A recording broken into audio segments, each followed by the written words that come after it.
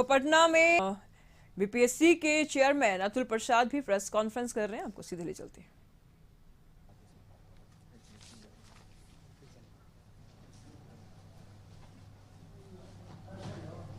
आप लोग व्यवस्थित हो जाए तो मैं बताऊं फिर।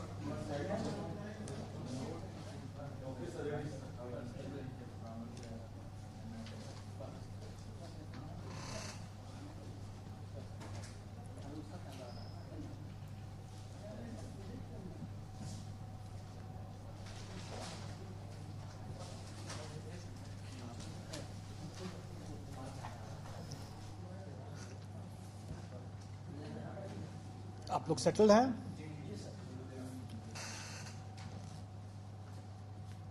आज इस प्रेस कॉन्फ्रेंस में आप सब लोगों का स्वागत है। और आज का जो सबसे महत्वपूर्ण विषय है, आप सब समझ रहे हैं उस चीज़ को, वो है अध्यापक भर्ती परीक्षा को लेकर। यह परीक्षा 24, 25 और 26 अपने निर्धारित तिथि और कार्यक्रम के अनुसार आयोजित की जाएगी। इसमें किसी को कोई संशय नहीं होना चाहिए। फिलहाल के हिसाब से वो अपने निर्धारित कार्यक्रम के हिसाब से ही वो आयोजित की जाएगी। जो भी अभ्यर्थी इसमें आवेदन दिए हैं वो सभी के सभी इसमें भाग लेने के लिए अधिकृत हैं, वो भाग ले सकते हैं। आप सब लोगों को जानकारी दे दूं कि हम लोग परीक्षा के स्टेज पर हम किसी भी अभ्यर्थी की पात्रता या उसकी पात्रता नहीं है, इसकी जांच नहीं करते हैं।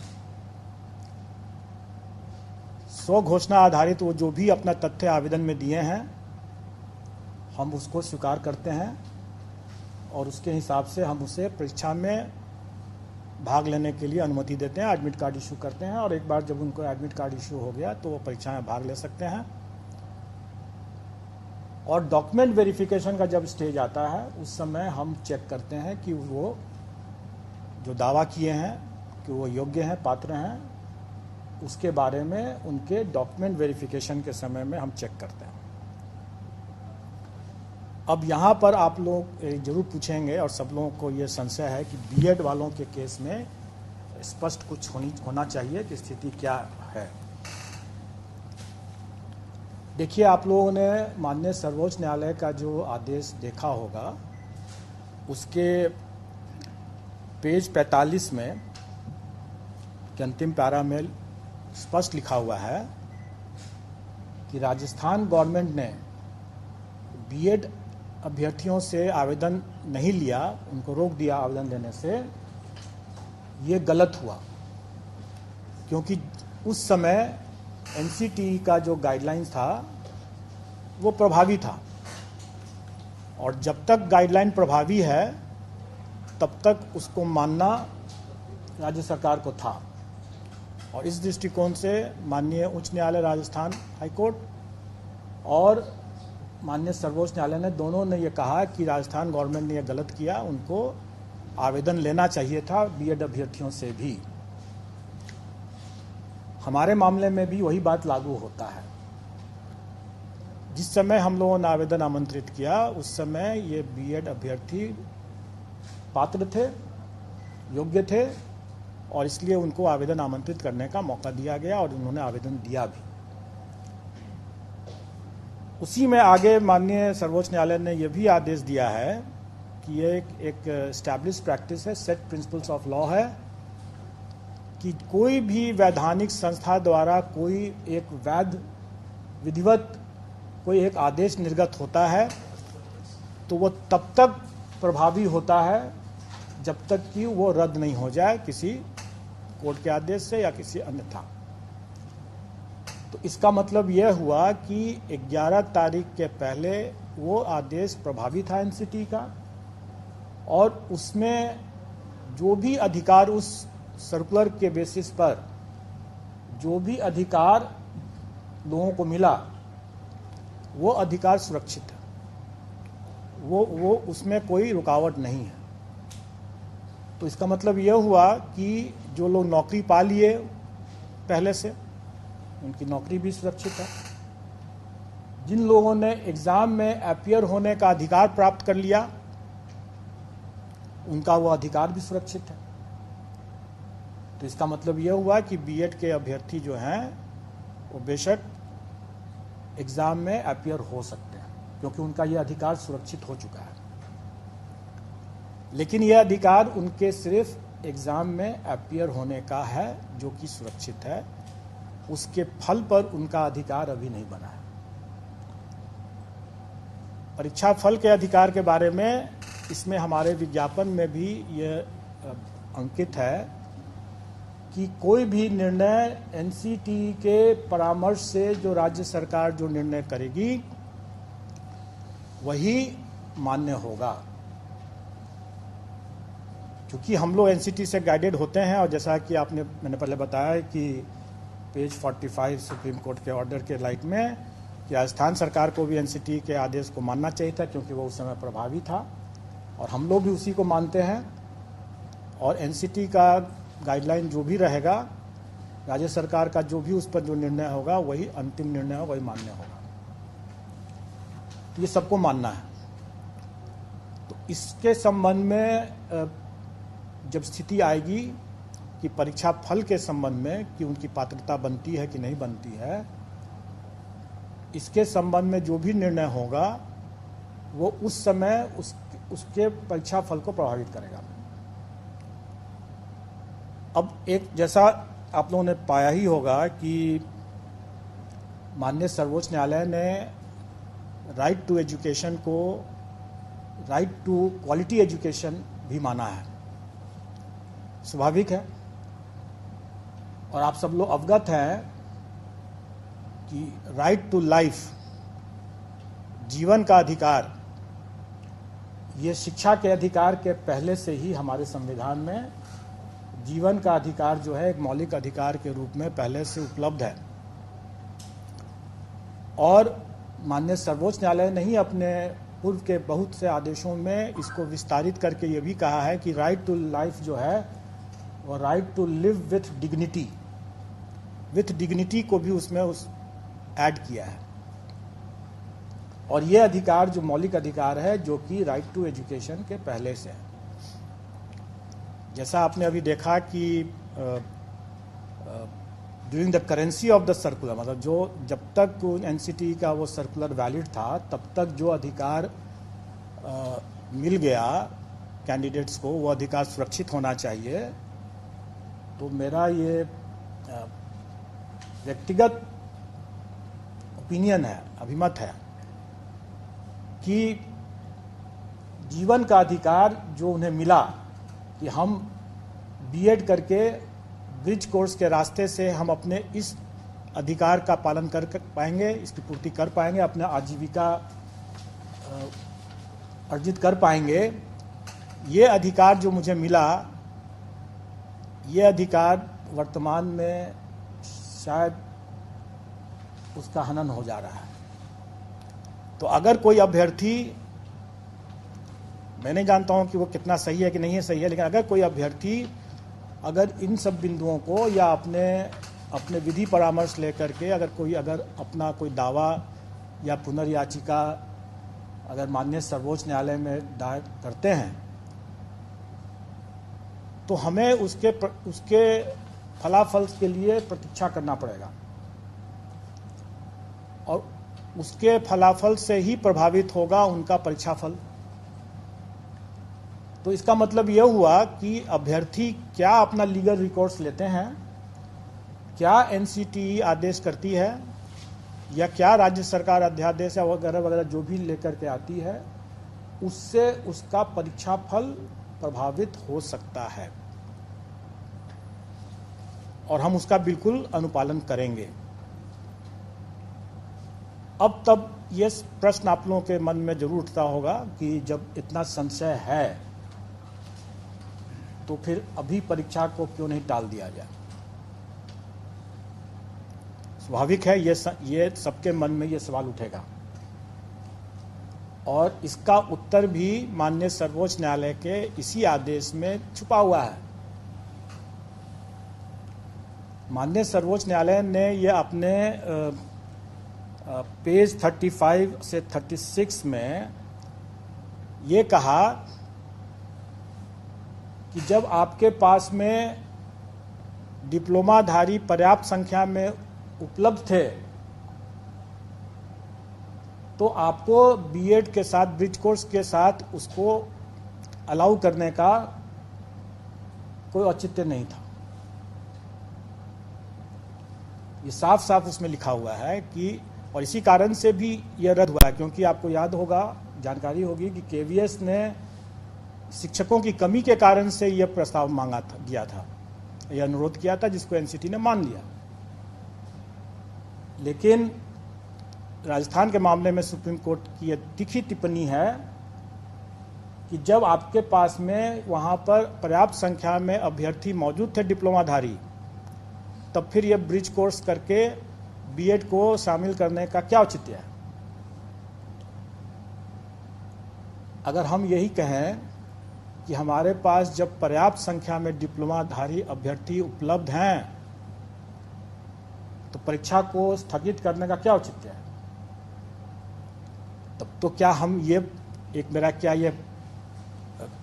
माननीय न्यायालय का मानना नहीं माना जाएगा कि हम जानबूझ करके, जबकि माननीय सर्वोच्च न्यायालय ने कह दिया साफ साफ कि आपके बीएड अभ्यर्थी नहीं एलिजिबल है इसके लिए, तब उनके लिए आपकी प्रतीक्षा रहते हुए आपने डिप्लोमाधारी के अधिकार का क्यों हनन किया। इसलिए हम डिप्लोमाधारी के अधिकार का हनन नहीं करेंगे, माननीय सर्वोच्च न्यायालय के अवमानना का भागी नहीं बनेंगे। माननीय सर्वोच्च न्यायालय ने जिस तीखी टिप्पणी को अपना आधार बनाया है, हम उसी तीखी टिप्पणी के आलोक में ये कहेंगे कि हम परीक्षा को नहीं टालेंगे। हम डिप्लोमाधारी हमारे पास पर्याप्त संख्या में हैं, 3,80,000 से ज़्यादा हमारे डिप्लोमाधारी प्राथमिक शिक्षक के लिए अभ्यर्थी हैं। कई ऐसे बीएड वाले भी हैं जो कि डिप्लोमा भी प्राप्त किए होंगे, लेकिन उन्होंने शायद अपना बीएड ही लिखा होगा।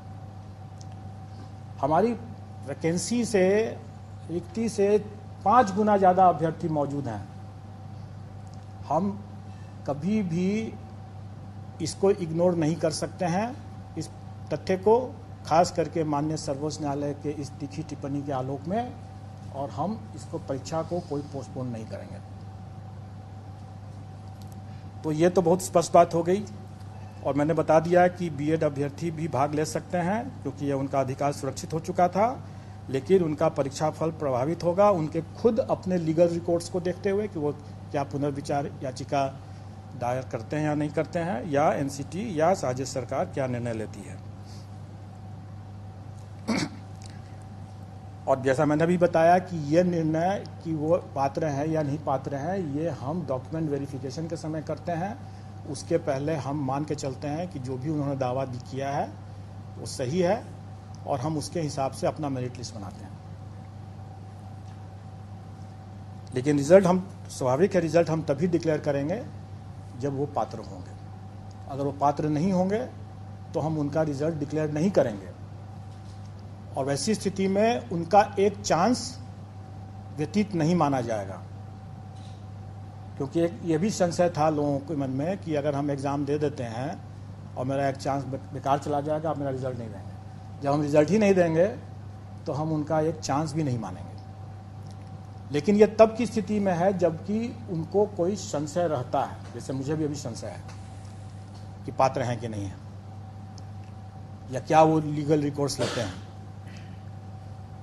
लेकिन अगर ये क्लियर अगर हो जाता है और उसके बावजूद जानते बूझते अगर वो अपीयर होते हैं, तब उसको हम उनके चांस को व्यतीत मानेंगे। जैसे कि हम लोगों ने अपीयरिंग कैंडिडेट्स के लिए, जैसे सीटेट अपीयरिंग कैंडिडेट्स के लिए या बीएड अपीयरिंग कैंडिडेट्स के लिए कोई भी परीक्षा में जो हम अनुमति दे रहे हैं, तो भली भांति जानते हैं कि वो अपना एक चांस को एग्जॉस्ट कर रहे हैं, चाहे वो सीटेट क्वालिफाई करते हैं या नहीं करते हैं, वो अपने एक चांस को व्यतीत करते हैं, क्योंकि भली भांति वो जानते बूझते वो अपीयर हो रहे हैं। इसलिए उनका चांस व्यतीत माना जाएगा। लेकिन इस पर्टिकुलर मामले में, बीएड के मामले में अगर संशय बना रहता है और अगर हम उनका परीक्षा फल नहीं घोषित करते हैं, रोक के रखते हैं, तो उनका चांस भी व्यतीत नहीं माना जाएगा और उनका 3 चांस, हर परीक्षा के लिए 3 चांस सुरक्षित रहेगा। ये तो अब मैंने जो बता दिया, जो आए दिन लोग तरह तरह के अटकलबाजी लगाते हैं और एक तरह से जो अभ्यर्थियों के शुभचिंतक हैं वो बेसिकली रक्षा में हत्या कर रहे हैं, क्योंकि जो उनका मन अगर विचलित है तो परीक्षा में कैसे पढ़ेंगे, स्वाभाविक है। आए दिन हम लोगों के पास में यह भी एक अनुरोध आते रहा है कि भाई ये पहली बार ये परीक्षा हो रही है, इसके क्वेश्चन के पैटर्न, इसके स्टैंडर्ड्स, इन सब चीज़ों का कोई पूर्वोदाहरण नहीं उपलब्ध है, तो हम तैयारी करने में थोड़ी कठिनाई हो रही है, इसलिए इसमें से नेगेटिव मार्किंग को हटा दिया गया। इस पर सरकार का भी अनुरोध है और कमीशन ने इस पर विचार करते हुए इस बार के लिए नेगेटिव मार्किंग को हटा दिया है। तो जो चूँकि हमारे क्वेश्चन पेपर्स पहले से मुद्रित हो चुके हैं, उसमें लिखा हुआ होगा कि नेगेटिव मार्किंग भी है, लेकिन अभी तक हम लोगों ने, चूँकि इसी उहापोह की स्थिति बनी हुई थी हमारे यहाँ भी कि इसमें नेगेटिव मार्किंग रखा जाए कि नहीं रखा जाए, इसलिए हमने अभी तक बताया भी नहीं था कि कितना नेगेटिव मार्किंग होगा। तो हमारे कमीशन ने विचारपूर्वक निर्णय लिया है कि नेगेटिव मार्किंग इस बार की परीक्षा में पूर्वोदाहरण या दृष्टांत नहीं बनने के शर्त पर इसको इस बार के लिए हटाया गया है। तो इस बार नेगेटिव मार्किंग नहीं रहेगा। दूसरा, इस बार हम लोगों ने परीक्षा के लिए कई व्यापक व्यवस्था किया है, कदाचार मुक्त परीक्षा हो सके, इसके लिए हम लोगों ने बहुत व्यापक व्यवस्था किया है, बायोमेट्रिक का भी, कैमरा का भी और ऑब्जर्वर्स का भी। आप सब लोग अवगत हैं कि 1 घंटा पहले परीक्षा कक्ष में प्रवेश बंद हो जाएगा। बहुत बार लोग इसको कंफ्यूज कर जाते हैं, लोग ये बोलते हैं कि 1 घंटा पहले सेंटर में पहुंचना है। नहीं, 1 घंटा पहले अगर आप सेंटर में पहुंचेंगे तो आप प्रवेश नहीं कर पाएंगे। आपको 1 घंटा से अधिक, मतलब कि 2.5 घंटा से लेकर के 1 घंटा पहले तक में आपको प्रवेश मिल सकता है। आपको उसी के हिसाब से वहाँ पहुँच जाना है और 1 घंटा पहले बंद हो जाएगा प्रवेश। और इस बार कैमरा भी लगा रहेगा, गेट पर भी, कक्ष में भी। तो इसलिए इसका कोई उल्लंघन न करे, ये सब कैमरा के नज़र में रहेगा। हम लोगों ने अपनी पुरानी व्यवस्था के हिसाब से अनसील करना, मतलब कि क्वेश्चन पत्र का जो बॉक्स है वो सीधे पहुंचेगा परीक्षा कक्ष में और अभ्यर्थियों के समक्ष खुलेगा। लेकिन स्वाभाविक है कि वो बॉक्स जो होगा वो एक ही कक्ष में पहुंच पाएगा और वहां से उसके अंदर से सील पैकेट निकलेगा और फिर वो अलग। बड़ा बयान बीपीएससी के चेयरमैन अतुल प्रसाद की तरफ से। आपको बता दें कि परीक्षा नहीं टाली जाएगी, परीक्षा होगी, पात्रता एनसीटी और बिहार सरकार तय करेगी। तो परीक्षा जो कि 24 और 25 तारीख को, 26 तारीख को होने वाली थी, वो परीक्षा अब टाली नहीं जाएगी। पात्रता पर एनसीटीई और राज्य सरकार फैसला लेगी। तो बीपीएससी के चेयरमैन अतुल प्रसाद करेंगे प्रेस कॉन्फ्रेंस। तो हाल ही की सरकार ये फैसला लेगी कि कैंडिडेट्स पात्र हैं कि नहीं है। तो बीपीएससी चेयरमैन की तरफ से बड़ा बयान इस वक्त सामने आ रहा है। आपको बता दें कि इस बार जो परीक्षा ली जाएगी उसमें नेगेटिव मार्किंग नहीं होगी। तो बड़ा फैसला, बड़ा बयान बीपीएससी के चेयरमैन अतुल प्रसाद की तरफ से अभ्यर्थियों की पात्रता को लेकर के। यहाँ पर उन्होंने कहा कि पात्रता हाल ही की सरकार और एनसीटी तय करेगी कि जो अभ्यर्थी हैं वो पात्र है कि नहीं है। सुप्रीम कोर्ट के फैसले पर अतुल प्रसाद का ये बयान सामने आया है। उन्होंने कहा कि किसी भी हाल में परीक्षा नहीं टाली जाएगी। 24, 25 और 26 को लेकर के जो परीक्षाएं होने वाली थी वो होगी ही, लेकिन पात्रता अब सरकार तय करेगी, एनसीटी तय करेगी। और इसके साथ ही साथ उन्होंने बहुत बड़ी बात ये भी कह दी, क्योंकि देखिए जिस प्रकार से ये बयान सामने आया था सुप्रीम कोर्ट का, तब से लेकर के बच्चे जो है, कैंडिडेट्स जो है, वो काफी ज्यादा कंफ्यूजन में थे। इसको लेकर के तैयारी का भी अगर हम बात करें तो वो भी कहीं ना कहीं फ्लक्चुएट हो रहा था। ऐसे में नेगेटिव मार्किंग पहले फॉर्म में दिया गया था कि इस परीक्षा में नेगेटिव मार्किंग होगी। हालांकि जिस प्रकार से अभी बयान सामने आ रहा है इनका, उन्होंने कहा कि परीक्षा में अब इस बार की जो परीक्षा होगी उसमें नेगेटिव मार्किंग नहीं होगी और परीक्षा जो शेड्यूल दिया गया है उसी शेड्यूल के अंदर में ही होगी। और साथ ही साथ उन्होंने ये भी कहा कि जितना टाइम आपको दिया गया उससे 1 घंटा पहले पहुंचेंगे तो ही परीक्षा हॉल में आप जा सकते हैं। तो बड़ा बयान यहां पर देखने को मिल रहा है बीपीएससी के चेयरमैन की तरफ से।